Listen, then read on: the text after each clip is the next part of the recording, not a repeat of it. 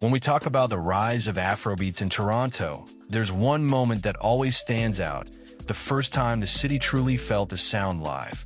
That first big Afrobeats concert in Toronto wasn't just a show. It was a shift, a cultural awakening that proved this city was ready to embrace African music on a global scale. Before that night, Afrobeats had mostly lived in the underground, at student parties, small lounges, and basement events organized by the diaspora. The energy was there, the passion was real, but the recognition? Not yet. Then came that one event that changed everything. The night Toronto realized Afrobeats wasn't just a sound for Africans, it was a global rhythm that everyone could move to.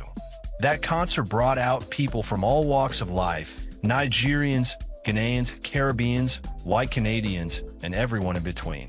The crowd was electric. The flags, the fashion, the joy. It felt like Lagos had landed right in the middle of Canada. People showed up early. DJs spun Burna Boy, Wizkid, and Davido tracks while the audience screamed every lyric. For once, the spotlight was fully on African sound. No opening act, no filler, just pure Afrobeats taking center stage. When the headliner stepped out, the crowd erupted. It didn't matter if it was Wizkid's Ojalegba, Burna Boy's, or Davido's If, every word echoed back like an anthem. Toronto had been waiting for this moment for years, and you could feel it. For so long, we had to fly out to the States or Europe to experience Afrobeats on a big stage. But that night proved we didn't need to go anywhere. The culture was already thriving here. That concert didn't just entertain, it validated. It told every African student, every immigrant hustling in this city, that our sound belonged. It reminded us that Afrobeats wasn't just surviving abroad.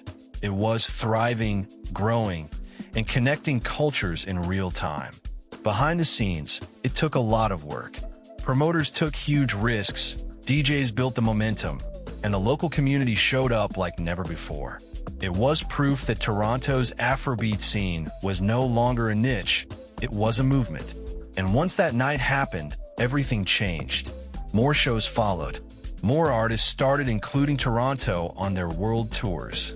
Suddenly, venues that once hesitated to host African events were calling promoters back. The respect arrived. That first big concert opened doors for what we now see as normal. Tim's performing live, Burna Boy selling out the Budweiser stage, Wizkid bringing out surprise guests, and a crowd matching the energy of Lagos itself. It became clear, Toronto was no longer just a stop, it was a home for Afrobeats in North America. Even years later, people still talk about that first concert like a legend. The feeling, the pride, the goosebumps. It wasn't just about music. It was about identity. It was about seeing Africa take center stage in one of the most diverse cities in the world. That night planted a seed. It inspired local DJs, promoters, and artists to dream bigger, to believe that Toronto could host world-class Afrobeats experiences. And look where we are now: annual festivals, packed venues, and a fan base that rivals anywhere else in the world. It all started with one show, one risk that turned into a revolution. That first big Afrobeats concert in Toronto will always be remembered as the night everything changed. The night Toronto found its rhythm and never lost it again. If you're watching this and you were there, you already know what that energy felt like. And if you missed it, don't worry. The story of Afrobeats in Toronto is still being written, and every new concert adds another chapter. Make sure to subscribe, like, and drop a comment about the first Afrobeats concert you ever attended in Toronto.